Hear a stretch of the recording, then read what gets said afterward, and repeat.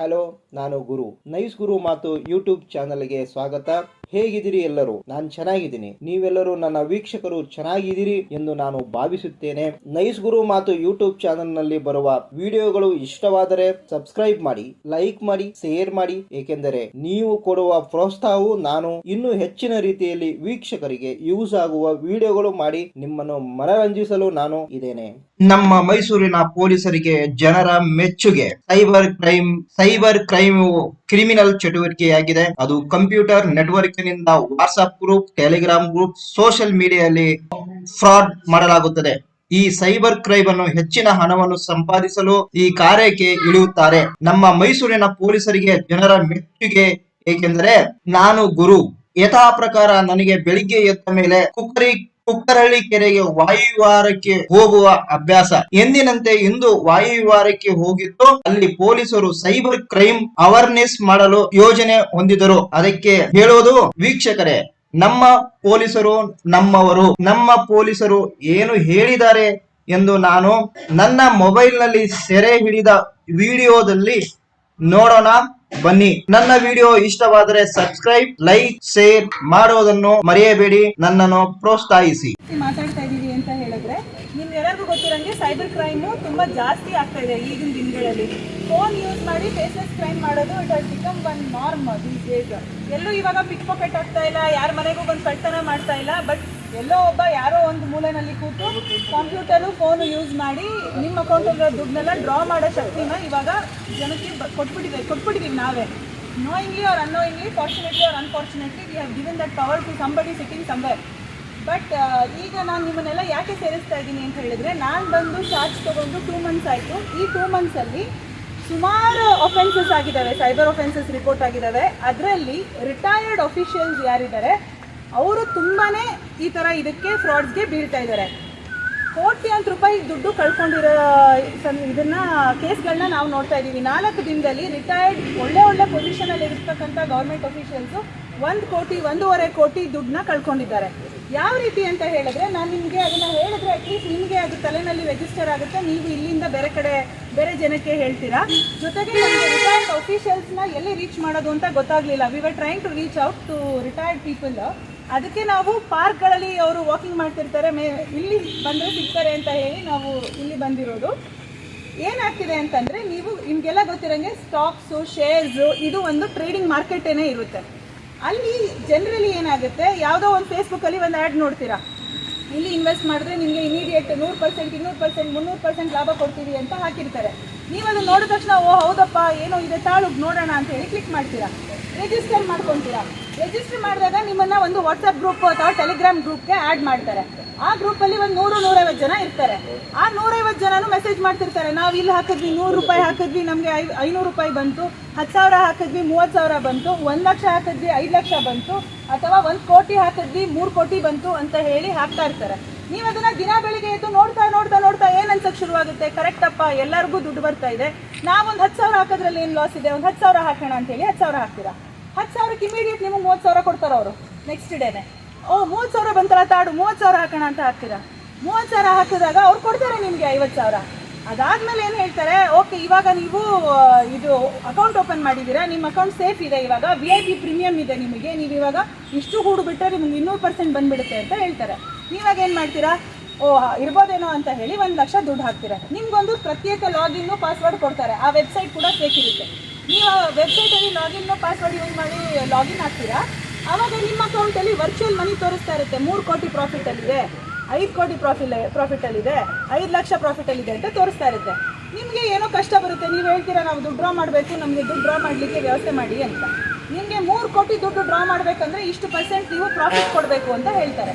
ನೀವು ಅವಾಗ ಏನು ಮಾಡ್ತೀರಾ, 50 ಲಕ್ಷ ದುಡ್ಡು ಕಟ್ಟಬೇಕಾಗುತ್ತೆ. ಆಗೇನು ಮಾಡ್ತೀರಾ, 50 ಲಕ್ಷ ನೀವು ಕಟ್ತೀರಾ ದುಡ್ಡನ್ನ. ಅವಾಗ ಏನಾಗುತ್ತೆ, 50 ಲಕ್ಷ ಪ್ಲಸ್ ನೀವು ಆಗಲೇ ಹಿಂದೆ ಹಾಕಿರೋ ದುಡ್ಡು ಹೋಯ್ತು. 50 ಲಕ್ಷನೂ ಬರಲ್ಲ, ಆ ದುಡ್ಡು ಬರಲ್ಲ, ಯಾವ ದುಡ್ಡು ಬರಲ್ಲ. ನೀವು ಪರ್ಸಿಸ್ಟೆಂಟ್ ಆಗಿ ಇಲ್ಲ ನೀವು ನನಗೆ ದುಡ್ಡು ಕೊಡಬೇಕು ಅಂತ ಅವ್ರಿಗೆ ಪೆಸ್ಟರ್ ಮಾಡಿದಷ್ಟು ನಿನ್ನ ಎಲ್ಲ ಗ್ರೂಪ್ಸಿಂದ ತೆಗೆದಾಕ್ತಾರೆ. ಯಾವುದೇ ಥರ ಟ್ರ್ಯಾಕ್ ಇಲ್ದಂಗೆ ನೀವು ದುಡ್ಡು ಕಳ್ಕೊಂಡು ಮನೆಯಲ್ಲಿ ಕೂತ್ಕೋಬೇಕಾಗುತ್ತೆ. ಆದ್ದರಿಂದ ನೀವು ಯಾವುದೇ ಥರ ಲಿಂಕ್ ಆಗಲಿ, ಯಾವುದೇ ಥರ ಆ್ಯಪ್ನ ಡೌನ್ಲೋಡ್ ಮಾಡಬೇಕಾದ್ರೂ ದಯವಿಟ್ಟು ಜಾಗೃತೆಯಿಂದ ಇರ್ರಿ. ಯಾವುದೇ ಥರ ಟ್ರೇಡಿಂಗ್ ಮಾಡಬೇಕಾದ್ರೂ demat account through SEBI guidelines follow ಮಾಡಿದರೆ ಮಾತ್ರ ನೀವು ಇನ್ವೆಸ್ಟ್ ಮಾಡಿ. ಇಲ್ಲ ಅಂದರೆ ದಯವಿಟ್ಟು ಅದನ್ನು ಇನ್ವೆಸ್ಟ್ ಮಾಡ್ಲಿಕ್ಕೆ ಹೋಗಬೇಡಿ. ಇದು ಒಂಥರ ಕ್ರೈಮ್ ನಡೀತಾ ಇದೆ, ಟ್ರೇಡಿಂಗ್ ಫ್ರಾಡು. ಇನ್ನೊಂದು ನಾವು ಫೆಡೆಕ್ಸ್ ಸ್ಕ್ಯಾಮ್ ಅಥವಾ ಡಿಜಿಟಲ್ ಅರೆಸ್ಟ್ ಅಂತ ಹೇಳ್ತೀವಿ.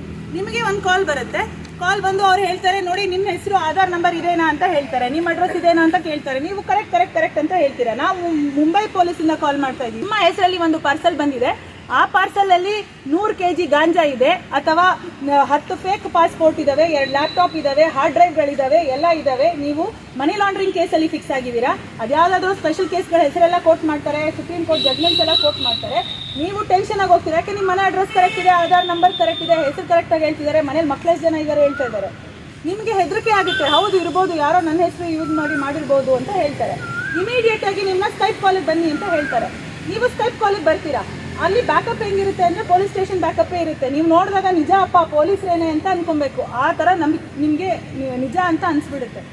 ಬೆಳಿಗ್ಗೆಯಿಂದ ಸಂಜೆ ತನಕ ನಿಮಗೆ ಕಾಲ್ನ ಡಿಸ್ಕನೆಕ್ಟ್ ಮಾಡೋಕ್ಕೆ ಬಿಡಲ್ಲ ಅವರು, ನಿಮ್ಮ ಬೇರೆಯವ್ರಿಗೆ ಫೋನ್ ಮಾಡ್ಲಿಕ್ಕೆ ಬಿಡಲ್ಲ, ಯಾರನ್ನೂ ಕಾಂಟ್ಯಾಕ್ಟ್ ಮಾಡ್ಲಿಕ್ಕೆ ಬಿಡಲ್ಲ. ಯಾಕೆಂದರೆ ನೀವು ಕಾಲ್ ಕಟ್ ಮಾಡಿ ಬೇರೆಯವ್ರನ್ನ ಕಾಂಟ್ಯಾಕ್ಟ್ ಮಾಡಿದ್ರೆ ನಿಮ್ಗೆ ಗೊತ್ತಾಗೋಗುತ್ತೆ ಇದು ಫ್ರಾಡ್ ಅಂತ. ಅದಕ್ಕೆ ಅವ್ರು ನಿಮ್ಮನ್ನ ಯಾವುದೇ ಥರ ಕಾಲಿಂದ ಡಿಸ್ಕನೆಕ್ಟ್ ಆಗಲಿಕ್ಕೆ ಬಿಡಲ್ಲ. ಅವ್ರು ನಿಮ್ಮನ್ನ ಕಂಪ್ಲೀಟಾಗಿ ಸ್ಕೈಪ್ ಕಾಲಲ್ಲಿ ಆನ್ಲೈನ್ ಊಟ ತಿಂಡಿ ಪ್ರತಿಯೊಂದು ನೀವು ಅವ್ರ ಮುಂದೆನೇ ಮಾಡಬೇಕು. ಮಲ್ಗಂಗಿದ್ರು ಫೋನ್ ಆನ್ ಮಾಡಿ ಇಟ್ಕೊಳ್ಬೇಕು ಅಂತ ಹೇಳಿ ಥ್ರೆಟನ್ ಮಾಡ್ತಾರೆ ನಿಮ್ಮನ್ನ. ಇಲ್ಲ ಇಮಿಡಿಯೇಟ್ ಒಂದು ಟೀಮ್ ಡಿಸ್ಪ್ಯಾಚ್ ಮಾಡ್ತೀವಿ ನಿಮ್ಮನ್ನ ಅರೆಸ್ಟ್ ಮಾಡಲಿಕ್ಕೆ ಅಂತ ಹೇಳ್ತಾರೆ. ಇದರಲ್ಲಿ ಏನು ಮಾಡ್ತಾರೆ, 2 ಥರ ದುಡ್ಡು ಕೇಳ್ತಾರೆ. ಒಂದು, ನೀವು ಈಗ ನಿಮ್ಮನ್ನು ಅರೆಸ್ಟ್ ಮಾಡಬಾರ್ದು ನಾವು ಅಂತ ಹೇಳಿದ್ರೆ ನಿಮಗೆ ಒಂದು RBI ಗೈಡ್ಲೈನ್ಸ್ ಪ್ರಕಾರ ನಿಮ್ಗೊಂದು ಲೆಟ್ರ್ ಕಳಿಸ್ತೀವಿ. ಆ ಲೆಟ್ರ್ ಪ್ರಕಾರ ನೀವು 20 ಲಕ್ಷ ನಮ್ಮ ಅಕೌಂಟಿಗೆ ಇಮಿಡಿಯೇಟಾಗಿ ಹಾಕಬೇಕು. ಹಾಕಿದ್ರೆ ನಿಮಗೆ ನಾಳೆ ಅರೆಸ್ಟ್ ಮಾಡಲ್ಲ ನಾವು, ನಿಮ್ಮ ಡಾಕ್ಯುಮೆಂಟ್ಸ್ ಎಲ್ಲ ಕ್ಲಿಯರ್ ಆದಮೇಲೆ ವಾಪಸ್ ದುಡ್ಡು ಕೊಡ್ತೀವಿ 20 ಲಕ್ಷ ಅಂತ ಹೇಳ್ತಾರೆ. ಬಟ್ ಅದೆಲ್ಲ ಸ್ಕ್ಯಾಮು. 20 ಲಕ್ಷ ನೀವು ದುಡ್ಡು ಹಾಕಿದ್ಮೇಲೆ ಮುಗೀತು, ಅವ್ರು ಯಾವ ದುಡ್ಡು ವಾಪಸ್ ಕೊಡಲ್ಲ, ಎಲ್ಲ ಫೇಕ್ ಡಾಕ್ಯುಮೆಂಟ್ಸ್ ಕೊಡ್ತಾರೆ. ಎರಡನೇದು, ನೀವು ಯಾಕೋ ನೋಡಿದ್ರೆ ಇನ್ನಸೆಂಟ್ ಥರ ಕಾಣಿಸ್ತಾ ಇದ್ದೀರಾ, ವಯಸ್ಸಾಗಿದೆ ನಿಮಗೆ, ನೀವು ತುಂಬ ಇನ್ನಸೆಂಟ್ ಹಂಗಿದ್ದೀರಾ, ನಿಮ್ಮನ್ನ ಆಚೆ ಕಡೆ ಬಿಡಲಿಕ್ಕೆ ವ್ಯವಸ್ಥೆ ಮಾಡ್ತೀವಿ, ನಮಗೆ 20 ಲಕ್ಷ 30 ಲಕ್ಷ ದುಡ್ಡು ಹಾಕಿ ಅಂತ ಕೇಳ್ತಾರೆ. ನೀವೇನು ಅನ್ಸುತ್ತೆ, ಹೌದಪ್ಪ 20 ಲಕ್ಷ ಹೋದ್ರೆ ಹೋಯ್ತು, ಮರ್ಯಾದೆ ಹೋಗ್ಬಿಡುತ್ತೆ, ಮನೆ ಹತ್ರ ಬಂದು ಅರೆಸ್ಟ್ ಮಾಡಿಬಿಟ್ರೆ, ನಾವು ಮಾಡಿಲ್ದ ತಪ್ಪಿಗೆ ನಾವು ಸಿಗಾಕೊಂಡ್ಬಿಟ್ರೆ ಅನ್ನೋ ಬೈಕೆ ಏನು ಮಾಡ್ತೀರಾ, ಇಮಿಡಿಯೇಟಾಗಿ ಮಕ್ಳಿಗೂ ಹೇಳಲ್ಲ, ತಂದೆ ತಾಯಿಗೂ ಹೇಳಲ್ಲ, ಅಕೌಂಟಲ್ಲಿ ಎಷ್ಟಿದೆ ಇಮಿಡಿಯೇಟ್ ಒಂದು ಪರ್ಸ್ನಲ್ ಲೋನ್ ಮಾಡ್ತೀರಾ, ಏನೋ ಒಂದು ಮಾಡ್ತೀರಾ, ಎಲ್ಲ ದುಡ್ಡನ್ನು ಕಳಿಸ್ಬಿಡ್ತೀರಾ. ಅಂಥ ಪಕ್ಷದಲ್ಲಿ ನೀವು ಫ್ರಾಡ್ಸ್ಟರ್ಸ್ಗೆ ಸ್ಕ್ಯಾಮ್ಗೆ ಒಳಪಟ್ಟಿದ್ದೀರಾ ಅಂತ ಅರ್ಥ. ದಯವಿಟ್ಟು ಆ ಥರ ಯಾವುದಾದ್ರೂ ಕಾಲ್ಸ್ ಬಂತು ಅಂದರೆ, ಫೆಡೆಕ್ಸ್ ನಿಮಗೆ ಇಲ್ಲಿ ಕೊರಿಯರ್ ಬಂದಿದೆ, ಅದು ಬಂದಿದೆ, ಇದು ಬಂದಿದೆ ಅಂತ ಕಾಲ್ ಮಾಡಿದರೆ ದಯವಿಟ್ಟು ಫೋನ್ ಇಡ್ರಿ ಅಂತ ಹೇಳಿ ಫೋನ್ ಇಟ್ಟು ಪಕ್ಕದ ಪೊಲೀಸ್ ಸ್ಟೇಷನ್ಗೆ ಹೋಗಿ ಒಂದು ಕಂಪ್ಲೇಂಟ್ ರಿಜಿಸ್ಟರ್ ಮಾಡಿ. ನಿಮಗೆ ಆಗಿದ್ದು ಪ್ರಾಬ್ಲಮ್ಮು ಬೇರೆಯವರಿಗೂ ಆಗಬಾರ್ದು ಅಂತ ಹೇಳಿದ್ರೆ ನೀವು ಅದನ್ನು ಪೊಲೀಸ್ ಗಮನಕ್ಕೆ ತರಲೇಬೇಕಾಗುತ್ತೆ. ಇದು ಒಂದು. ಇನ್ನೊಂದು ಏನಂತ ಹೇಳಿದ್ರೆ, ನೀವು ಯಾವುದೇ ಥರ ಆ್ಯಪ್ ಡೌನ್ಲೋಡ್ ಮಾಡಿ ಅಥವಾ APK ಇಮೇಜ್ ಡೌನ್ಲೋಡ್ ಮಾಡಿ ಏನಾದರೂ ನೀವು ಮೋಸಕ್ಕೆ ಒಳಪಟ್ಟು ನಿಮ್ಮ OTP ಶೇರ್ ಮಾಡಿ ಅಥವಾ ಕ್ರೆಡಿಟ್ ಕಾರ್ಡ್ ಡೀಟೇಲ್ಸ್ ಶೇರ್ ಮಾಡಿ ನಿಮ್ಮ ಅಕೌಂಟಲ್ಲಿರ್ತಕ್ಕಂಥ ದುಡ್ಡು ಹೋಗ್ಬಿಟ್ಟಿದೆ ಅಂತ ಹೇಳಿದ ಪಕ್ಷದಲ್ಲಿ 1930 ದಯವಿಟ್ಟು ನೀವು ಈ ನಂಬರ್ನ ರಿಜಿಸ್ಟರ್ ಮಾಡ್ಕೊಳ್ಳಿ. 1930 it is a toll free number. ನೀವು ಯಾವಾಗ ಬೇಕಾದರೂ ಆ ನಂಬರ್ಗೆ ಕಾಲ್ ಮಾಡ್ಬೋದು. ಅವ್ರಿಗೆ ಕಂಪ್ಲೀಟ್ ಡೀಟೇಲ್ಸ್ನ ನೀವು ಒದಗಿಸ್ಬೇಕಾಗುತ್ತೆ. ಯಾವ ಅಕೌಂಟಿಗೆ ನೀವು ದುಡ್ಡು ಹಾಕಿದ್ದೀರಾ, ಎಷ್ಟೊತ್ತಾಯಿತು ದುಡ್ಡು ಹಾಕಿ, ಯಾವ ದಿನ ಹಾಕಿದ್ದೀರಾ, ಇದನ್ನೆಲ್ಲ ಕೊಟ್ಟರೆ ಅವ್ರಿಗೆ ಇಮಿಡಿಯೇಟಾಗಿ ಗೋಲ್ಡನ್ ಅವರ್ ಅಂತ ಇರುತ್ತೆ. 24 hours ಒಳಗಡೆ ನೀವೇನಾದರೂ ಕ್ರೈಮ್ನ ರಿಪೋರ್ಟ್ ಮಾಡಿದ್ರೆ ನಿಮ್ಮ ಅಕೌಂಟಿಂದ ಹೋಗಿರ್ತಕ್ಕಂಥ ದುಡ್ಡನ್ನ ಆ ಸ್ಪೆಸಿಫಿಕ್ ಅಕೌಂಟ್ಗಳಲ್ಲೇ ಫ್ರೀಸ್ ಮಾಡ್ತೀವಿ. ನೀವು ಕಾಲ್ ಮಾಡಿದ್ರೆ ಎಲ್ಲಿಗೆ ದುಡ್ಡು ಹೋಗಿದೆ 10 ಅಕೌಂಟ್ಗೆ ಪಾಸ್ ಆಗಿದ್ರು ಕೂಡ 10 ಅಕೌಂಟ್ ತನಕನೂ ನಾವು ಫ್ರೀಸ್ ಮಾಡ್ತೀವಿ. ಆವಾಗ ನೀವು ಬಂದು ನಮಗೆ 1930 ಕಾಲ್ ಮಾಡಿದ ಮೇಲೆ ನೀವು ನಮ್ಮ ಸ್ಟೇಷನ್ಗೆ ಬಂದರೆ, ನಮ್ಮ ಸ್ಟೇಷನು ಓಲ್ಡ್ ಪೊಲೀಸ್ ಕಮಿಷನರ್ ಆಫೀಸಲ್ಲಿದೆ, ಮಿರ್ಜಾ ರೋಡು ನಜರ್ಬಾದಲ್ಲಿ. ಆವಾಗ ಬಂದು ನಮಗೆ ಕಂಪ್ಲೇಂಟ್ ಮಾಡಿದ್ರೆ ನಾವೊಂದು FIR ರಿಜಿಸ್ಟರ್ ಮಾಡಿ ನಿಮ್ಮ ಹಣನ ನಿಮಗೆ ತಲುಪಿಸಲಿಕ್ಕೆ ವ್ಯವಸ್ಥೆ ಮಾಡ್ತೀವಿ. ನೀವೇನಾದರೂ ಟೈಮ್ ತೊಗೊಂಡು ಇಲ್ಲ ನಾವು ಜೆನ್ಯುವಿನ್ನಾಗಿ ಮಾಡ್ತಾ ಇದ್ದೀವಿ ಇನ್ವೆಸ್ಟು ಅಂತ ಹೇಳಿ ನೀವೇನಾದರೂ ಮೋಸಕ್ಕೆ ಹೋಗಿ 1 ತಿಂಗಳು 1 ವಾರ ಆಗೋಗ್ಬಿಟ್ರೆ ಆ ದುಡ್ಡು ನಿಮ್ಮ ಕೈಯಿಂದ ಹೋದಂಗೆ ಲೆಕ್ಕ. ವಿದಿನ್ 1 ಡೇ ನೀವು 1930 ಕಾಲ್ ಮಾಡಿ ನೀವೇನಾದರೂ ನಮಗೆ ರಿಪೋರ್ಟ್ ಮಾಡಿದ್ರೆ ಆ ದುಡ್ಡನ್ನ ಎಷ್ಟಾಗುತ್ತೆ ಅಷ್ಟು ಹೋಲ್ಡ್ ಮಾಡಿ ನಿಮ್ಮ ಅಕೌಂಟಿಗೆ ವಾಪಸ್ ಹಾಕ್ಸೋಂಥ ಜವಾಬ್ದಾರಿ ನಾವು ತೊಗೊಳ್ತೀವಿ. ಇಲ್ಲ ಅಂದರೆ ಆ ದುಡ್ಡನ್ನ ನೀವೆಲ್ಲರೂ ಕಳ್ಕೋಬೇಕಾಗುತ್ತೆ. ಎಸ್ಪೆಷಲಿ ರಿಟೈರ್ಡ್ ಅಫಿಷಿಯಲ್ಸು, ಅವ್ರಿಗೆ ಗೊತ್ತಿರಲ್ಲ ಏನು ಮಾಡಬೇಕು, ಯಾವುದನ್ನ ಲಿಂಕ್ ಕ್ಲಿಕ್ ಮಾಡಬೇಕು, ಯಾವುದು ಜೆನ್ಯುವಿನ್ ಅಲ್ಲ ಅಂತ ಅವ್ರಿಗೆ ಗೊತ್ತಿಲ್ಲ. ಅವ್ರೇನು ಮಾಡ್ತಾರೆ, ಇದಕ್ಕೆ ಹಾಕಿದ್ರೆ ಸುಮ್ಮನೆ ಅಕೌಂಟಲ್ಲಿ ದುಡ್ಡು ಬಿದ್ದಿದೆ ಅಲ್ಲ, 50 ಲಕ್ಷ ಸುಮ್ಮನೆ ರಿಟೈರ್ಮೆಂಟ್ ಫಂಡ್ ಬಿದ್ದಿದೆ, ಹಾಕಿದ್ರೆ ಜಾಸ್ತಿ ಆಗುತ್ತೆ, ಮಗಳ ಮದುವೆಗಾಗುತ್ತೆ, ಮಗನಿಗೆ ಎಜುಕೇಷನ್ಗಾಗುತ್ತೆ ಅಂತ ಹೇಳಿ ಅಷ್ಟೂ ದುಡ್ಡನ್ನ ಕಳ್ಕೊಂಡು ಊಟಕ್ಕೆ ತಿಂಡಿಗೆ ವ್ಯವಸ್ಥೆ ಇಲ್ದಂಗೆ ಒದ್ದಾಡ್ತಾ ಇದ್ದಾರೆ. ಈಗ ಒಳ್ಳೊಳ್ಳೆ ರಿಟೈರ್ಡ್ ಅಫಿಷಿಯಲ್ಸ್, ಸೈಂಟಿಸ್ಟ್ಸು ಮತ್ತು IAS IFS ಆಫೀಸರ್ಸು ಎಲ್ಲರೂ ಈ ಥರ ಸ್ಕ್ಯಾಮ್ಗಳಿಗೆ ಒಳಗಾಗಿದ್ದಾರೆ. ದಯವಿಟ್ಟು ಇದನ್ನು ಸೀರಿಯಸ್ ಆಗಿ ತೊಗೊಳ್ಳಿ, ಯಾರೂ ಇದನ್ನು ಲೈಟಾಗಿ ತೊಗೊಳ್ಳೋದು ಬೇಡ, ಗಮನದಲ್ಲಿ ಇಟ್ಕೊಳ್ಳಿ. 1930 ಈ ನಂಬರ್ ರಿಜಿಸ್ಟರ್ ಆಗಬೇಕು. 100 ಹೆಂಗೆ ರಿಜಿಸ್ಟರ್ ಆಗಿದೆ ಅದೇ ಥರ 1930 ರಿಜಿಸ್ಟರ್ ಆಗಬೇಕು ಎಲ್ಲ ತಲೆಯಲ್ಲಿ. ಯಾವುದೇ ಥರ ಸ್ಕ್ಯಾಮ್ ಆದ್ರೂ ದಯವಿಟ್ಟು 1930 ಕಾಲ್ ಮಾಡಿ. ಮತ್ತು ಡೋಂಟ್ ಹೆಸಿಟೇಟ್ ಪೊಲೀಸ್ ಸ್ಟೇಷನ್ ಬರಲಿಕ್ಕೆ. We are always open. ಯಾವಾಗ ಬೇಕಾದರೂ ನೀವು ಯಾವುದೇ ಥರ ಸಮಸ್ಯೆ ಇದ್ರೂ ಹತ್ತಿರದಲ್ಲಿರೋ ಪೊಲೀಸ್ ಸ್ಟೇಷನ್ಗೆ ಹೋದ್ರೂ ಹೋಗ್ಬೋದು, ಇಲ್ಲ ನಮ್ಮ ಸ್ಟೇಷನ್ಗಾದರೂ ಬರ್ಬೋದು. ಈ ಒಂದು 4 ಮಾತು ಹೇಳಿ I would like to end the session.